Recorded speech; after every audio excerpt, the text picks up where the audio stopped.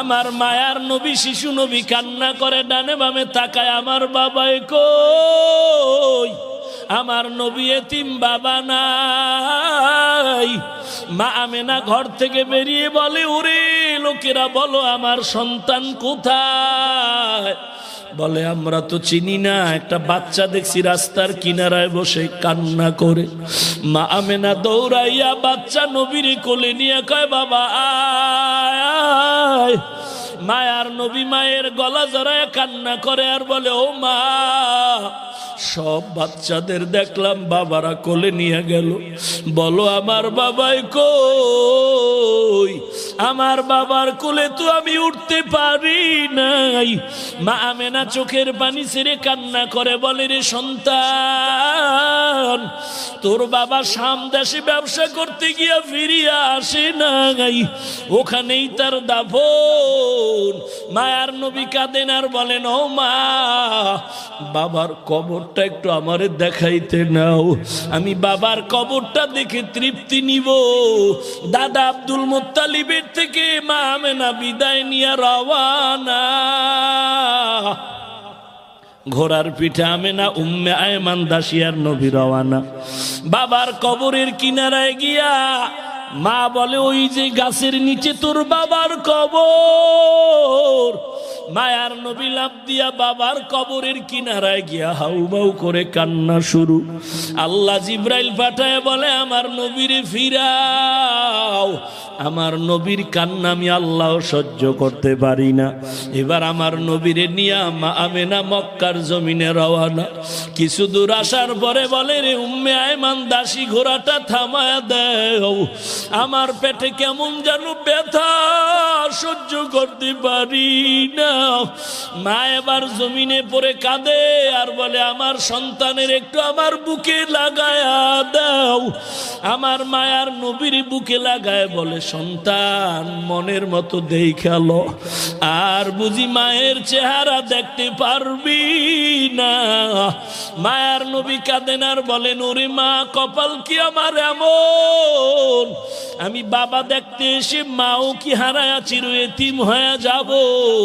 এরে নবীর উম্মতির দল, ওই এতিম নবী শেষ পর্যন্ত মা হারা হয়া কান্না করে দাদার কাছে রওয়ানা। দাদা আব্দুল মুত্তালিব ভাবেন তিনজন লোক পাঠাইলাম কই? কিছুক্ষণ পরে দেখে ঘোড়ার পিঠে দুইজন দেখা যায়, একজন নাই। দাদার গলা জড়ায় নবী কাঁদে আর বলেন ওরে দাদা, বাবাকে দেখতে গিয়ে আমি মা হারায় চির এতিম হয়ে গেল। এরে নবীর উম্মতের দল, আজকে মা বাবারে কবরে রাখিয়া কেমনে ঘুমাও? ওই মা বাবা তোমার কাছে দোয়ার অপেক্ষায় রে সন্তান। যদি অন্যায় করে থাকো কবরের কিনারায় গিয়া ক্ষমা চাইও, আর যদি বাড়ি থাকে বাড়িতে গিয়া মায়ের কাছে গিয়া বলিও মা, জীবনে বহু অন্যায় করেছি বুঝি নাই, আজকে তওবা করেছি আর অন্যায় করব না, তুমি আমার মাথায় হাত দিয়ে একটু দোয়া করে দাও। মা দোয়া করলে কোনো ফেরত নাই। এরে যুবক, অনুরোধ করে বলি বেয়াদবি করবি না। আল্লাহর কাছে চোখের পানি ছেড়ে কাঁদো। গুনার কারণে যদি দিলে শক্ত পাথর হয়ে চোখে পানি না থাকে, ডানে বামে দেখো তোমার কোনো কান্নাওয়ালা বান্দা আছে নাকি? পারলে হাতটা বাড়ায়া দোয়া নিও, কান্নাওয়ালার দোয়া খালি ফেরত যাবে না। ওরে বাবার বয়সী যদি ডানে বামে কাউকে দেখো, একটু হাতটা বাড়ায়া দোয়া নিও আর বলিও চাচা তুমি আমার বাবার মতো দেখা যায়, আমার বাবা নাই, তুমি আমার বাবার মতো আমাকে একটু দোয়া করে দাও। এরে বড় ভাইকেও যদি পাও ভাইয়ের মতো দোয়া চাইও। দুনিয়াটা কিছুই না রে যুবক, আল্লাহর মুহাব্বত নিয়ে তওবা করো, চোখের পানি ছেড়ে কান্না করো। গলায় চুরি আসবে আর অপরাধ করবো না, নামাজ ছাড়বো না, বেয়াদবি করবো না, আর নবীর সুন্নতের জবাই করবো না।